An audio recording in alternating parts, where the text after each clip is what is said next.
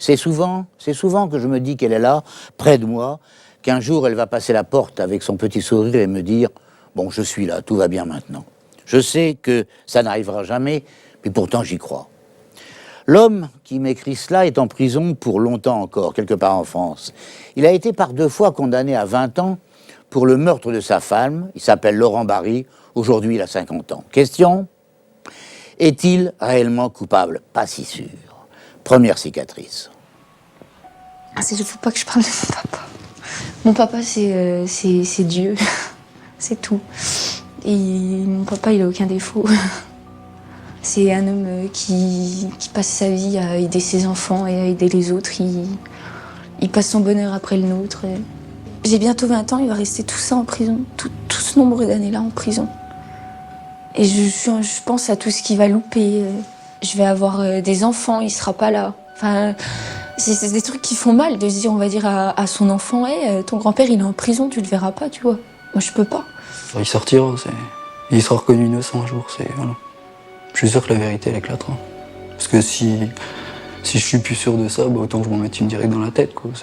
De bout en bout, l'arrêt de renvoi désigne Laurent Barry comme le coupable. Il a téléphoné aux pompiers de Pouilly-en-Auxois le 26 mars 2004 à 11h35 précisément. L'homme paraissait affolé, il bégayait que sa femme était morte, il appelait au secours et on entendait ses chiens aboyer dans le fond. Lorsque les gendarmes sont arrivés au village, à Lanneau, il était 12h15. Valérie était allongée dans le salon, tête fracassée, lardée de 13 coups de couteau, une mare de sang. Elle avait 34 ans. Pour les gendarmes, c'est classique, à coup sûr, 9 fois sur 10, c'est le mari qui a tué. Laurent Barry était, disait-il, parti le matin livrer des poulets à Dijon. Juste avant de partir, une dispute violente, il tue sa femme. Ça, c'est l'accusation. Lourde, crédible, possible. Valérie a été blonde, a été assez grande, les yeux bleus, a été belle. Elle souriait tout le temps, elle vivait que pour sa famille. Elle était courageuse, généreuse. C'était la femme parfaite, en fait. Quelqu'un qui avait son franc-parler. Quand elle avait envie de vous dire quelque chose, elle vous le disait, elle ne vous l'envoyait pas dire. Et on discutait bien. Non, c'était quelqu'un de simple, de sympathique. Quand j'ai rencontré au tout début, j'étais jalouse parce qu'elle m'avait piqué mon papa. Et elle nous a tout de suite mis à l'aise avec mon grand frère. Elle nous a tout de suite considérés comme ses enfants. Ensuite, il y a eu... Elle m'avait piqué mon papa, donc j'ai eu des petites crasses. Enfin, j'étais jeune. Et après, c'est devenu ma belle-mère. C'était l'amoureuse de mon papa, j'étais bien.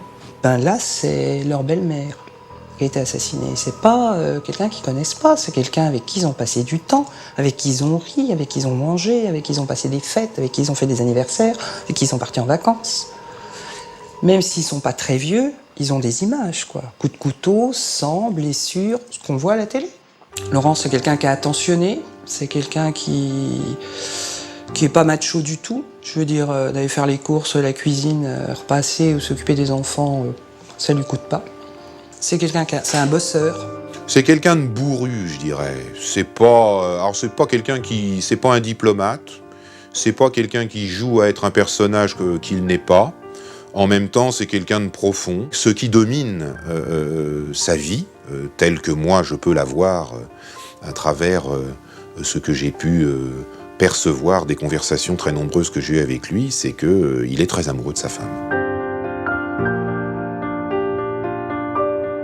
Une vie plutôt simple. La famille, c'est hyper important. Donc sa propre famille, donc, quand j'étais avec lui, en l'occurrence les enfants et moi, ses parents, c'est quelque chose d'important. Il a fait l'armée, il s'est engagé, tout ça. Parachutiste, c'est quand même pas une section de l'armée où... Enfin, faut pas avoir peur, quoi, faut y aller.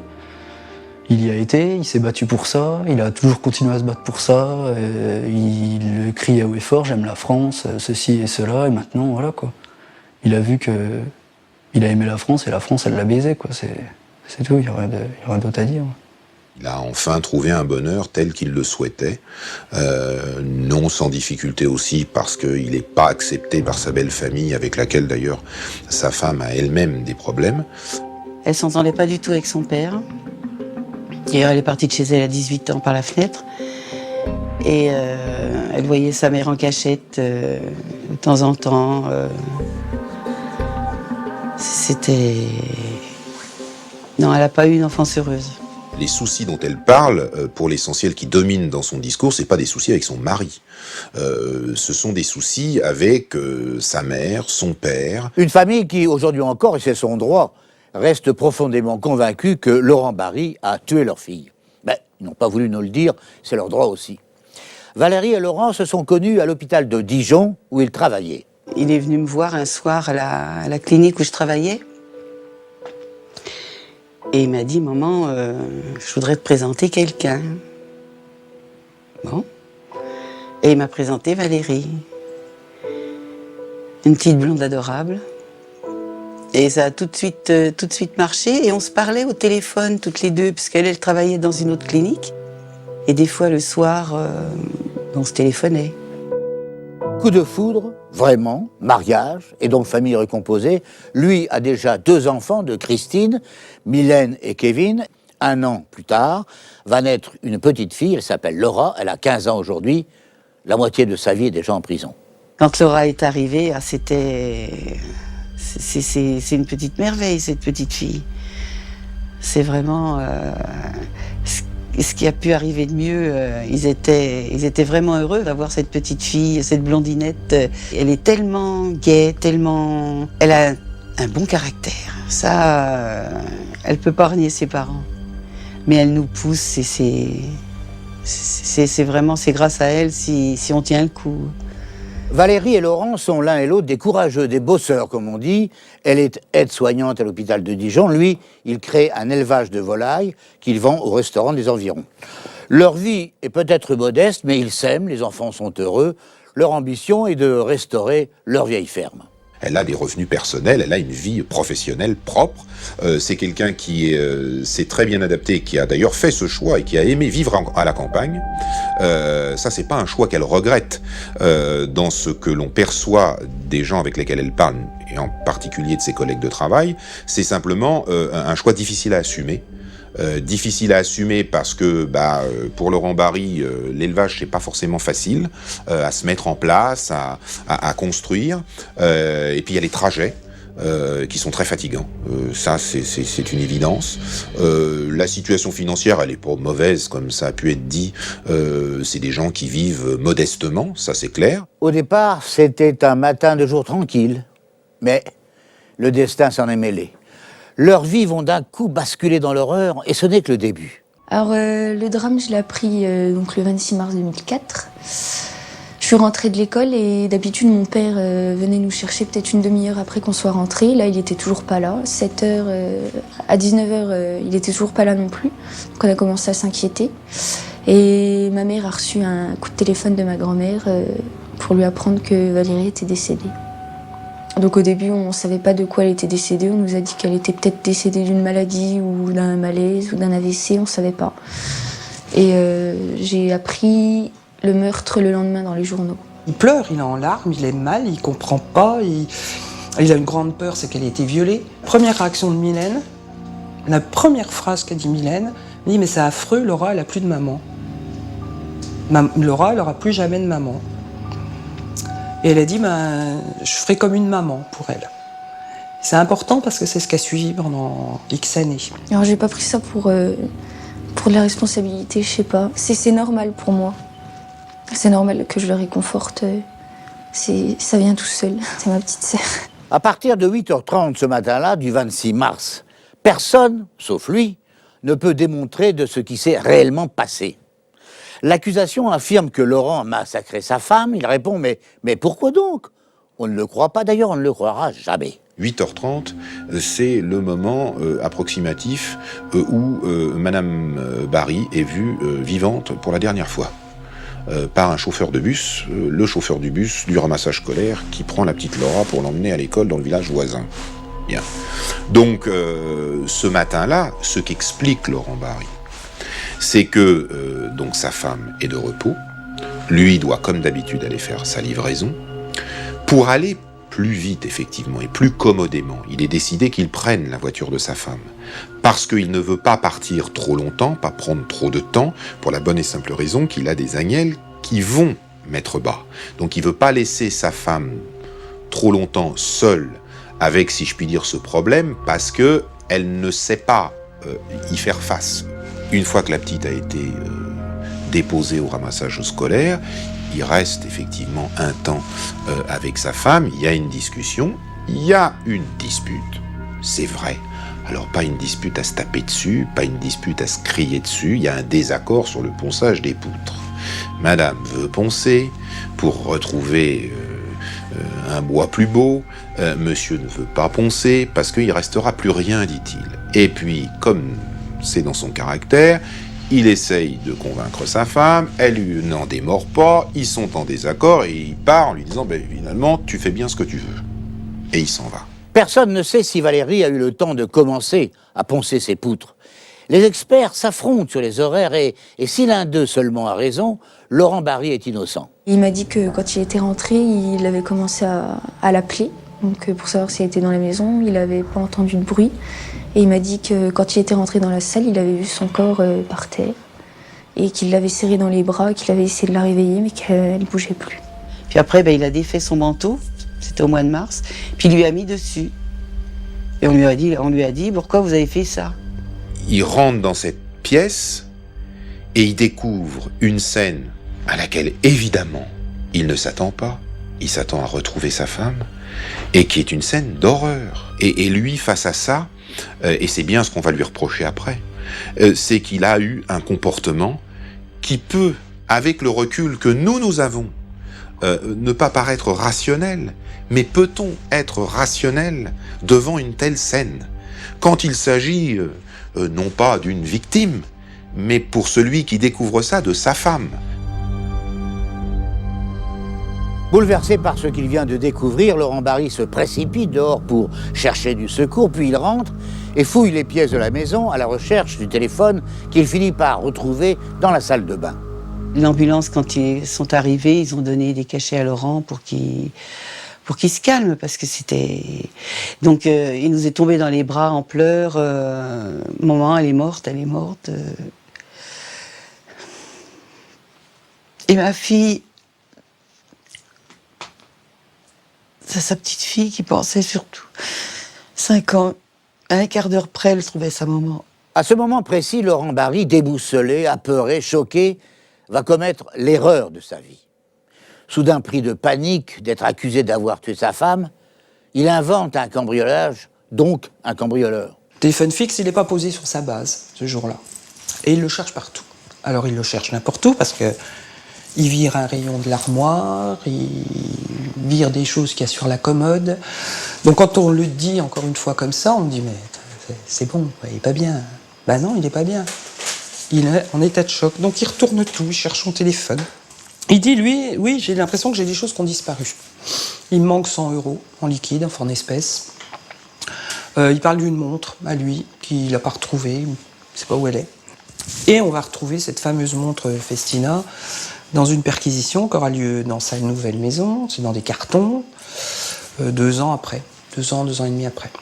Alors je ne suis pas en train de dire qu'il a menti, pas menti, je ne sais pas. La maison de l'anneau, il ne l'a pas vidée tout seul. On était... Moi, j'ai aidé à vider sa maison. La montre, elle a pu être ramassée par quelqu'un qui est venu l'aider et qui n'a pas tilté. Tiens, ta montre, elle est là, machin. Donc, on lui reproche de dire vous avez simulé un cambriolage, vous avez cité des choses qui auraient été volées et on les a retrouvées. Donc, comme vous avez menti, vous avez triché, donc vous avez tué. C'est QFD, c'est ce qu'il fallait simplement démontrer. En fait, c'est ce raisonnement primaire qui va condamner Laurent Barry, même s'il n'y a aucune preuve directe. Et cette condamnation va peu à peu s'étendre sur les enfants de l'assassin désigné, avant même d'être jugés. Alors j'ai dit à plusieurs reprises, j'aurais par moment préféré qu'il soit coupable.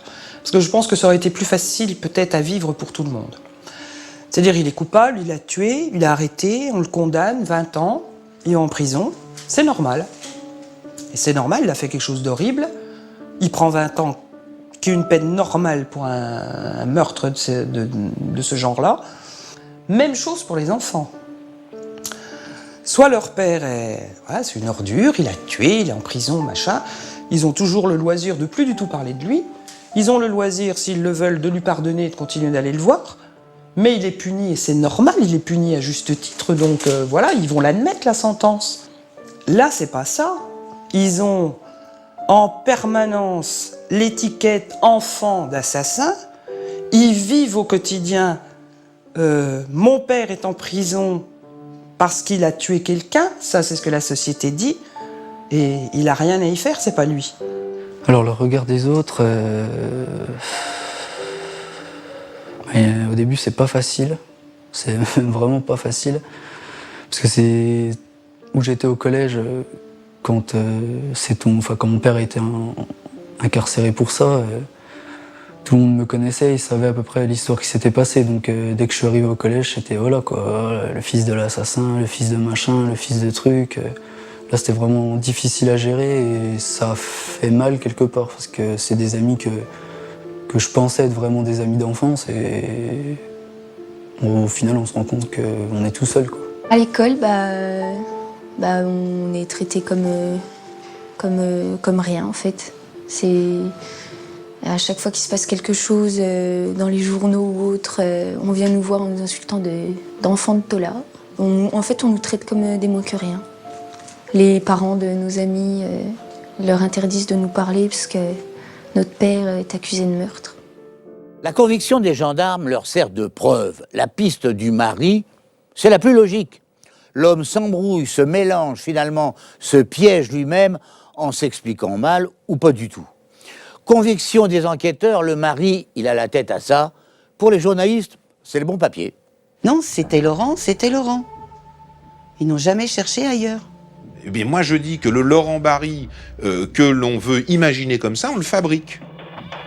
Mais moi, qu'on vienne m'expliquer, sauf à considérer qu'évidemment, ce qu'ont considéré les enquêteurs, ce que considère mon confrère de la partie civile, ce qu'a probablement considéré aussi le juge d'instruction, c'est que c'est lui le criminel. Donc, si vous voulez, on ne raisonne pas de la même manière. Selon que l'on dit, celui qui a tué, c'est un tel, et il va s'agir de le prouver, ou on ne sait pas qui l'a fait, il est parmi les suspects possibles, mais il y en a d'autres. Et s'il y a d'autres suspects, s'il y a d'autres pistes possibles, on les cherche également. On n'en privilégie pas une par rapport à d'autres. Or, c'est bien ce qui a été fait en l'espèce. Dans l'appel aux pompiers, Laurent Barry se pose la question, mais où sont donc mes chiens? Alors qu'on entend clairement leurs aboiements derrière. Cette question va devenir pour les gendarmes un nouveau mensonge qui conforte leurs soupçons, donc l'accusation. Alors que présence ou non des chiens importe peu sur le déroulement du meurtre. Vendredi matin, quand il est parti de chez lui pour aller vendre ses volailles, etc., il a enfermé ses chiens. Ils avaient un Rottweiler, c'est imposant, et un autre chien, un Border Collie. Et Valérie donc, devait rester à la maison, poncer les poutres, etc. Elle n'avait pas envie d'être embêtée avec les chiens. Chaque fois qu'elle sortait dans la cour, il sautait dessus pour jouer. Enfin bon, elle n'avait pas envie, donc il a enfermé les chiens. Et c'est vrai que quand il est rentré, qu'il a trouvé son épouse, qu'il était en état de choc, etc., lui ne s'est pas rappelé. Les chiens, ça n'était pas sa préoccupation principale. Et quand on lui a posé la question, quand il descendait à l'hôpital, « Et vos chiens, ils sont où ?» La réponse qu'il a fait, c'est dire « J'en sais rien, ils ont dû te sauver. » Il ne s'est pas rappelé qu'il les avait enfermés. Mais il vient de découvrir sa femme morte dans une mare de sang, d'un crime effroyable, et on voudrait qu'il se soit souvenu de tout, qu'il ait été parfaitement serein, qu'il n'ait pas été complètement perdu. Quoi qu'en affirme l'avocat général au juré, il reste deux questions à résoudre. Le couteau du tueur gaucher et les traces étrangement disparues de la lutte de Valérie pour sa vie. Pour les légistes, c'est un problème difficile à résoudre. Les coups de couteau et leur trajectoire révèlent un gaucher. Or, Barry est droitier. En ce qui concerne le couteau, là, les questions sont évidemment différentes. La position du couteau par rapport au corps, la manière dont le couteau a été déposé par terre. Bon, il n'a pas été jeté par terre. Il semble avoir été déposé par celui qui l'a après la commission de son forfait. Il est positionné comme un gaucher l'aurait positionné, pas comme un droitier. Ça, c'est le premier point. Deuxième point, la localisation des coups sur le corps de Madame Barry. La trajectoire des coups, parce qu'il y a bien une trajectoire des coups portés. Les coups, ils sont portés de bas en haut, de haut en bas, de droite vers la gauche, de gauche vers la droite. Une trajectoire a son importance. La localisation des coups et leur trajectoire laissent penser que l'auteur est gaucher. Laurent Barry est droitier. Étrange encore, le tueur s'est acharné sur la victime qui s'est farouchement défendue pour sauver sa vie. La majorité des coups de couteau ont été donnés de face, donc elle a l'agresseur qu'en face, on la tue pas par surprise. Donc elle se défend. La pièce où elle était tuée, il y avait des meubles, les meubles avaient bougé de place parce qu'elle a dû courir. Elle a un chausson qui est d'un côté, des choses qui sont tombées par terre. Il est clair qu'on a retrouvé coupures, les coups de couteau, des hématomes, des prises au bras. Enfin, je veux dire, bon, il y a eu véritablement, ce qu'on appelle des marques de défense sur les avant-bras. Donc c'est quelqu'un qui s'est défendu. Et qui s'est défendue d'une manière virulente. Elle ne s'est pas laissée faire face à celui qui l'agressait. Sur quel visage, sur quel corps Valérie a-t-elle laissé des marques? Par exemple, sur Laurent, celui qu'on accuse? Je rappelle que Laurent, il est roux.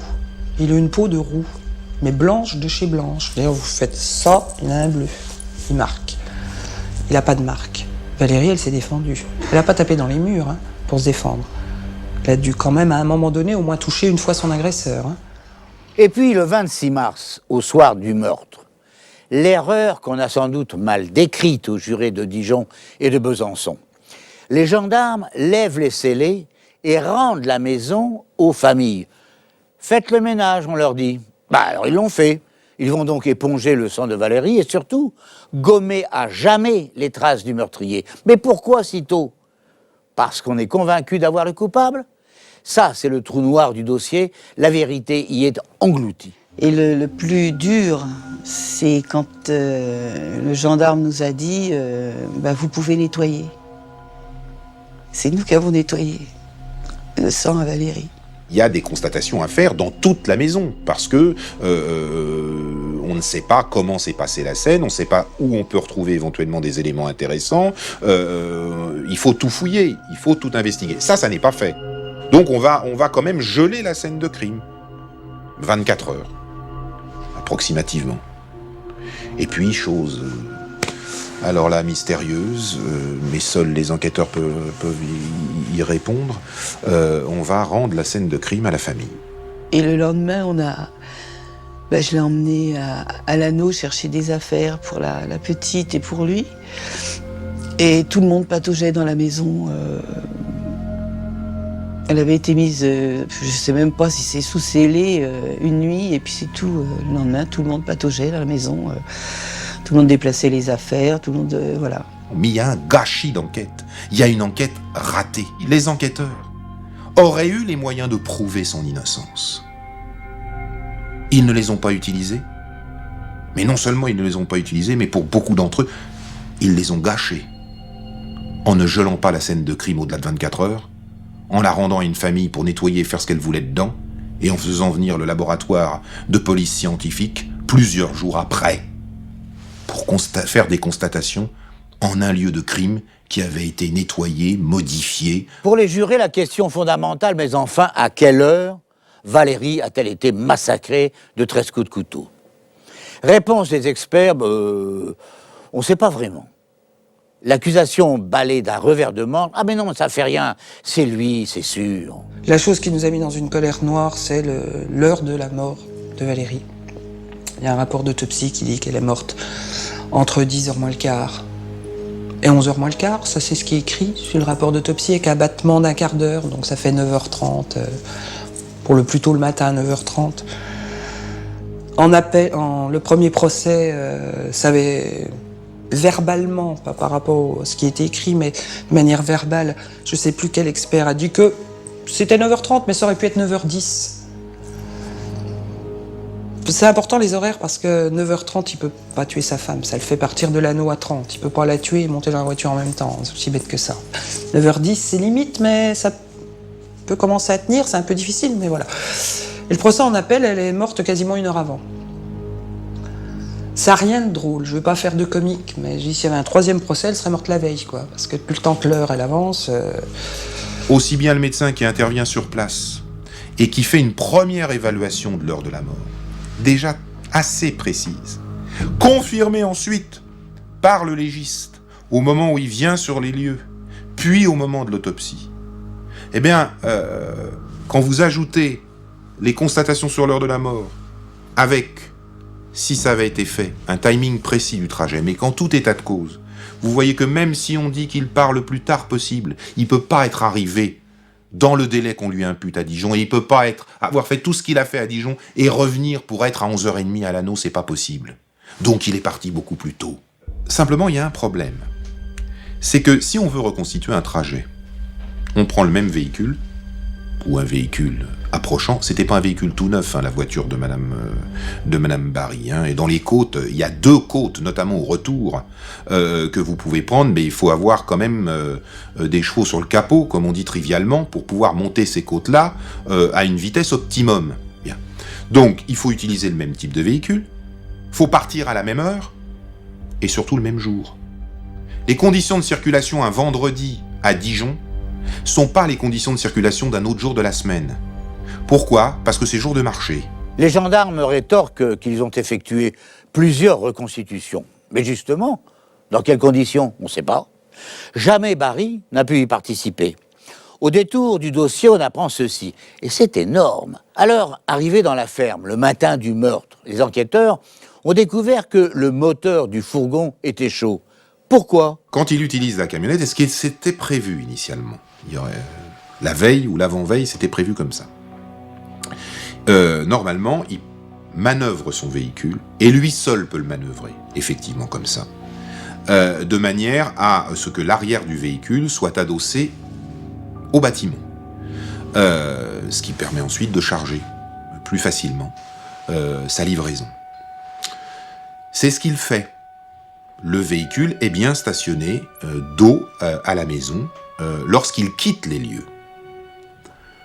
Lorsqu'il revient, ce véhicule n'est pas dans la même position, il est dans la position inverse, qui est la position dans laquelle, lorsqu'elle l'utilisait, parfois ça arrivait pour aller chercher quelque chose dans l'environnement rural dans lequel ils habitaient, c'était la position dans laquelle Madame Barry, qui ne savait pas faire cette manœuvre pour faire reculer le camion dos à la maison, elle le garait toujours, elle le stationnait toujours de la même manière, c'est-à-dire face à la maison.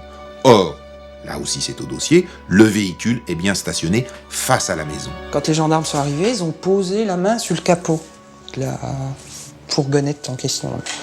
C'était chaud, donc ce qui veut dire que le camion avait marché. Entre-temps, on sait par un témoignage d'un apprenti qui travaillait dans la ferme qui se situe en face du domicile des Barry, lui a dit qu'à un moment, il travaille en extérieur, dans la cour de la ferme, et qu'à un moment, il ne voit plus de véhicule dans cette cour. Ce qui laisse supposer que, en l'absence de Laurent Barry, dans la matinée, quelqu'un s'est servi de ce véhicule. Première hypothèse, Valérie est allée avec les 100 € disparus acheter du papier de verre pour poncer ses poutres. Donc, elle était vivante après le départ de Laurent Barry. Autre hypothèse, quelqu'un s'est servi du fourgon. Mais qui ? Et pourquoi ? A-t-on cherché ses traces dans le véhicule ? A-t-on retrouvé ses feuilles de papier de verre ? De toute façon, c'était trop tard. Dès le départ, le nouveau chef d'enquête était lui aussi convaincu de la culpabilité de Laurent Barry. Ce nouveau directeur d'enquête va réentendre ces gens 18 mois plus tard. Je dis bien va les réentendre parce que ces personnes ont toutes été réentendues, mais immédiatement après les faits. Et ce qu'elles avaient dit, elles l'avaient dit avec le souvenir frais, si je puis dire, qui était le leur à ce moment-là, sachant que c'est une réaudition aussi, parce que les questions qui leur seront posées seront les mêmes que celles qu'on leur avait posées 18 mois plus tôt, sauf que la manière dont elles sont posées montre manifestement qu'on attend d'autres réponses, ou que l'on veut relativiser ou affaiblir les réponses qu'elles avaient faites à l'époque. À l'époque, l'avocat n'était pas présent au cours de la garde à vue, vous vous en souvenez ? Il n'intervenait qu'au début et par intervalle. Aujourd'hui, L'avocat assiste à tout l'interrogatoire et cela change beaucoup de choses, souvent. Et puis la garde à vue se passe dans des conditions qui, semble-t-il, sont quand même extrêmement pénibles. Le but était manifestement de lui faire avouer qu'il avait commis ce crime, y compris en utilisant éventuellement sa propre mère, venue à la gendarmerie s'inquiéter de ce qui se passait, est venue aussi être auditionnée, puisqu'elle a été auditionnée pendant sa propre garde à vue, dans les mêmes locaux, pour essayer de lui demander de faire avouer son fils, mère pour laquelle c'était évidemment aussi un coup de massue, et voir un gendarme avec force, conviction et même mots parfois durs venir lui dire que son fils est un meurtrier et qu'il vaudrait mieux pour lui et pour elle qu'il avoue, en lui laissant ensuite la possibilité de s'entretenir avec son fils qui n'est pas prévu par le code. Voilà. Harcelé, houspillé, cuisiné par les enquêteurs, Laurent Barry va se rebeller et dénonce ces gendarmes qui l'interrogent aux policiers de Dijon. Mais il s'y prend mal, il est seul.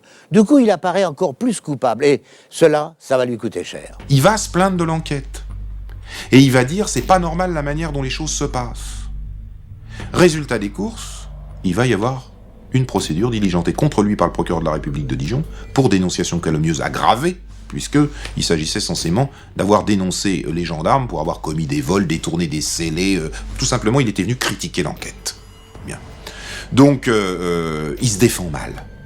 Il est tout seul. Il n'y a pas d'avocat. Il n'y a pas de notification. Sa garde à vue, aujourd'hui, elle serait déjà, en l'état du droit, depuis, elle serait nulle. On ne lui notifie pas son droit au silence. Il n'a pas accès au dossier. Il est tout seul face à 1, 2, voire 3 enquêteurs, convaincus de sa culpabilité, qui l'assènent de questions, certaines sur procès-verbal et d'autres, on le sait toujours, qui n'y sont pas. Et il est perdu, donc il est maladroit. Tout de même, alors qu'on continue de le désigner comme l'assassin, par 2 fois, par 2 juges de liberté, en février et en décembre 2006, Laurent Barry, accusé à l'époque de meurtre, il est remis en liberté conditionnelle. C'est étrange. Ces magistrats expérimentés, estimaient-ils que les charges étaient minces, que Barry n'était peut-être pas aussi coupable que ça? Qu'est-ce qu'il a fait pendant 2 ans dehors? S'il a tué sa femme, la manière dont il a été tué, c'est un psychopathe, quoi, c'est un cinglé. C'est la première interrogation que j'ai, c'est de me dire, mais s'il y a quelque chose, on n'attend pas 2 ans pour mettre quelqu'un comme ça en prison. On le laisse pas tout seul avec une gamine qui a 5 ans. Enfin, je veux dire, c'est... S'il a vraiment tué, moi, j'avais pas envie que mes enfants ils aillent pendant 2 ans avec lui, quoi. Enfin, je veux dire, c'est aussi bête que ça. La cicatrice la plus profonde, c'est à l'évidence celle que supporte Laura, l'enfant symbole du couple Valérie-Laurent. C'est sa maman qui a été assassinée. Sa mère qu'on a tuée, elle avait 5 ans. Et on lui dit en face, ton père c'est un assassin. Qu'a tué ta mère. Qu'est-ce qu'elle fait? Elle rentre dedans. Elle vit avec ça tout le temps. Elle va voir son père à la maison d'arrêt à Dijon. Le cimetière à 800 mètres. Elle fait 800 mètres, alors sa mère au cimetière. C'est son quotidien. On n'a pas la possibilité de lui rendre sa mère. Qu'on fasse n'importe quoi, on peut pas. Malheureusement, sa mère, elle est décédée et elle ne reviendra pas. Donc on lui a pris sa mère et on ne peut pas lui rendre. Et son père, il est incarcéré. On lui a pris son père et on ne veut pas lui rendre. C'est pas la même chose. C'est pas pareil. Quand on peut pas, on peut pas. Là, on veut pas.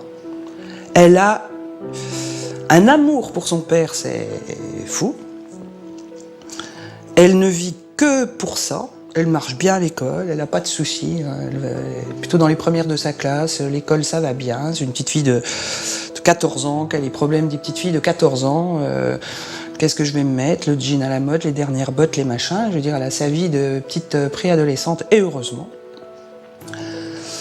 Par contre, il y a des tas de choses qu'elle ne fait pas, qu'elle refuse de faire, parce que parloir mercredi après-midi, parloir samedi après-midi. Le premier procès s'ouvre le 19 octobre 2009 devant la cour d'assises de Dijon. 12 jurés, une seule femme.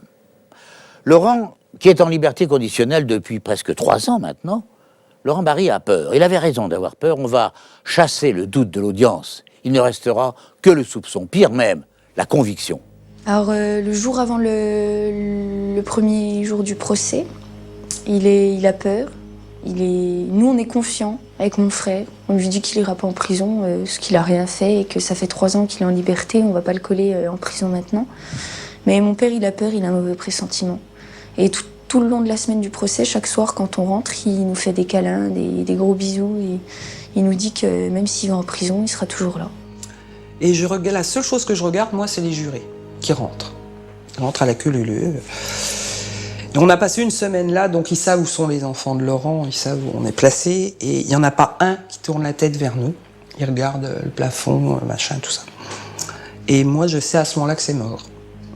Je dis c'est mort parce qu'il y aura un acquittement.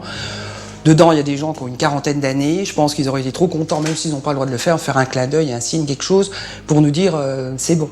Et je dis c'est mort. Donc on est debout, j'ai Kevin qui est à côté de moi. On est sur un banc, Kevin est debout à côté de moi. Devant, il y a Mylène, avec sa grand-mère, et une amie à son père. Et ça va très vite. On ne passe pas 3 heures à redire ce qui a été dit, c'est Monsieur Laurent Barry, vous êtes reconnu coupable des faits qui vous sont reprochés et vous êtes condamné à 20 ans de réclusion. Une espèce de silence qui se fait. Kevin tombe assis sur le banc. Il dit pas un mot, poum. J'ai ma fille devant qui hurle papa. C'est une bête qui hurle. Moi, je les pars de partout et la seule chose que je peux dire, c'est Laurent nous regarde, il est complètement effondré, il nous regarde complètement abasourdi et la seule chose que je lui crie, c'est il y a l'appel. Laurent, c'est pas fini, on va se battre, il y a l'appel. Quand on voit son père déjà repartir entre 2 policiers, on n'a qu'une envie, c'est de tout péter. C'est pas possible en fait. On se dit que c'est pas possible, on n'a pas envie. On veut faire n'importe quoi. On veut le tirer de là. On veut l'enlever du box et partir avec lui, mais on peut pas. C'est pas possible. C'est moi l'image des menottes, j'arrive pas à m'en séparer. Je peux pas. Et la seule personne qui nous a remonté le moral, c'était Laura, qui avait 10 ans. Qui a dit, faut pas pleurer, faut se battre. Mon papa, il va sortir, il a pas tué ma maman. Donc faut se battre, on va faire ce qu'il faut. Il sortira, mon papa. Il est gentil, mon papa. Et vous êtes adulte, vous, et c'est un gamin de 10 ans qui vous booste. Alors, vous essayez de faire ce que vous pouvez, c'est pas grand-chose, hein. On n'a pas des pouvoirs, pas la prétention d'avoir des gros pouvoirs, j'en ai même pas du tout. Mais au moins dire qu'il est innocent, qu'il a rien fait, le dire et le redire et le répéter autant de fois qu'il faudra le dire, il n'y a aucun souci, quoi.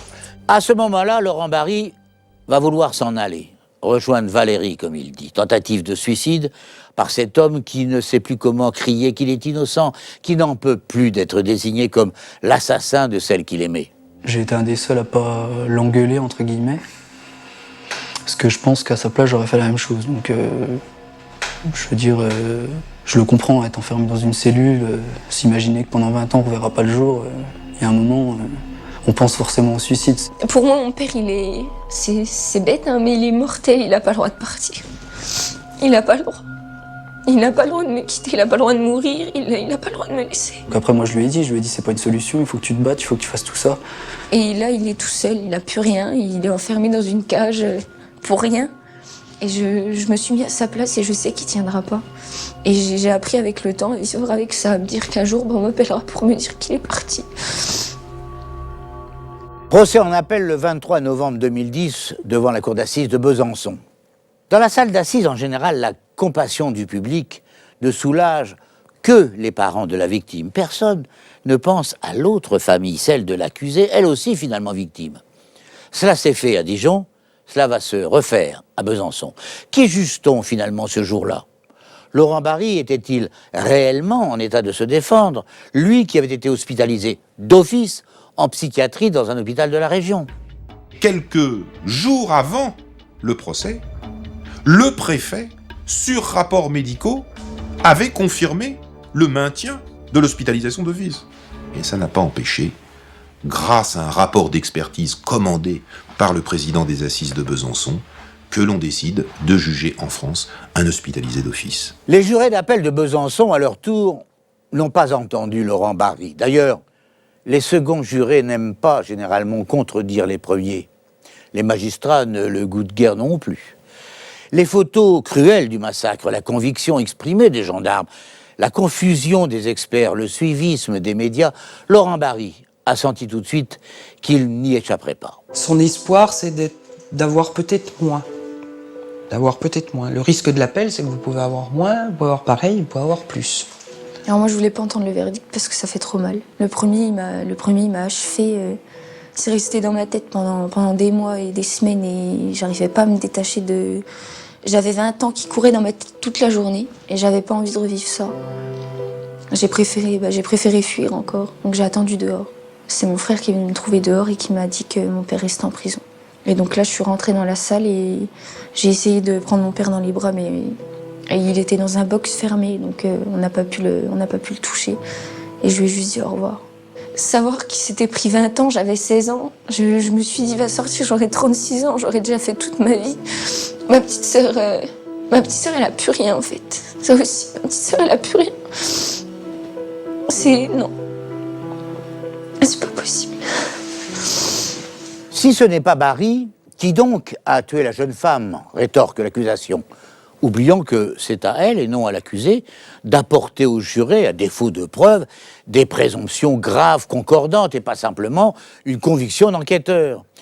Depuis quelque temps, on le sait maintenant, Valérie avait peur et ne voulait pas en parler à son mari. Pourquoi ? Si le criminel est quelqu'un qui connaissait les habitudes, certains l'ont dit, c'était forcément quelqu'un qui devait connaître les habitudes des Barry, qui a vu M. Barry partir. Et par conséquent, qui s'est approché après ce départ-là et qui a essayé un contact. Alors, quel contact ? Pourquoi ? Plusieurs personnes ont entendu dire, parmi les collègues de travail, parmi les proches, que Valérie Barry était importunée par quelqu'un. Les enfants de M. Barry disent que le week-end précédent, ils l'ont senti extrêmement tendu, manifestement ayant peur de rencontrer ou de croiser quelqu'un. Elle a pari de la journée. Elle était tout le temps en train de regarder dans son rétroviseur quand on était en voiture. Elle regardait toujours derrière elle quand on marchait, etc. Et Valérie, elle nous a proposé avec mon grand frère Kevin d'aller dans les bois pour ramasser du bois, des fleurs, comme on sait tous les week-ends. Elle ne nous quittait pas du regard, on ne pouvait pas bouger du tout. Et au moment de partir, elle s'est énervée parce que ma petite sœur voulait rester dans les bois et elle s'est énervée parce qu'elle a eu peur, on ne sait pas pourquoi. Elle avait peur de quelque chose, elle était tout le temps en train de regarder partout. Et quand on est rentré à la maison, elle a attendu sur le canapé en nous disant qu'on n'avait pas le droit de sortir dehors, qu'on n'avait pas le droit d'aller jouer dehors tant que mon père n'était pas rentré. Et quand mon père est rentré, elle s'est détendue, elle a commencé à sourire et on a pu aller jouer dehors, on a pu faire ce qu'on voulait. Il est vrai qu'il y avait dans le voisinage du couple un familier pressant dont un ami de Laurent va lui rappeler l'existence, le comportement et surtout l'assistance. Cet ami garagiste qui lui dit « Mais dis donc, tu sais, ton ancien associé, là, tu me disais pas que ta femme ne pouvait pas le supporter, qu'il lui aurait plus ou moins tourné autour, qu'il se serait montré parce qu'il prenait une douche après avoir tué les poulets dans une tenue qui était pas adéquate, etc. Ça pourrait pas être lui, et puis vous êtes pas séparés en très bons termes, donc bon. Il y a oui, j'ai pas pensé à lui, c'est pas oui, c'est lui. Mais qu'est-ce que fait Monsieur Barry ? Il appelle le directeur d'enquête. Il lui dit, je viens d'avoir une conversation avec mon ami garagiste qui vient d'attirer mon attention sur telle personne. Oui, effectivement, j'ai pas pensé. Il accuse pas cette personne. Sauf que c'est comme ça que cette personne va le ressentir. Mais pourquoi va-t-elle le ressentir comme ça ? Parce que les gendarmes vont interroger cette personne. Et vont lui dire, Monsieur Barry dit que ça pourrait être vous. Et lui disant, ça pourrait être vous, cette personne va dire, mais non seulement c'est pas moi, mais alors lui il est ceci, lui il est cela, chargeant la barque de Laurent Barry, à la fois peut-être dans le souvenir de la séparation, on peut dire conflictuelle qu'ils avaient vécue ensemble sur le plan professionnel. Et il draguait ma belle-mère, il était pas clair dans sa vie. Et mon père un jour lui a dit qu'il voulait plus travailler avec lui, en partant il lui a dit tu vas le regretter. Donc mon père n'a pas fait plus attention que ça, mais... Des années plus tard, et alors qu'on ne s'est pas interrogé sur cette piste-là, qu'on a très mal vérifié l'alibi de cette personne-là au moment des faits. Pour tout dire, même pas vérifié sérieusement, c'est-à-dire pas vérifié du tout. Qu'aujourd'hui l'idée soit toujours là, c'est vrai. Mais à cette époque-là, pas du tout. Cette piste a-t-elle été négligée, mal fouillée, écartée, parce qu'on pensait tenir l'assassin et que Barry faisait l'affaire? Aujourd'hui, personne, enquêteur ou magistrat, ne peut jurer qu'il n'existait qu'une seule piste, celle de Laurent Barry.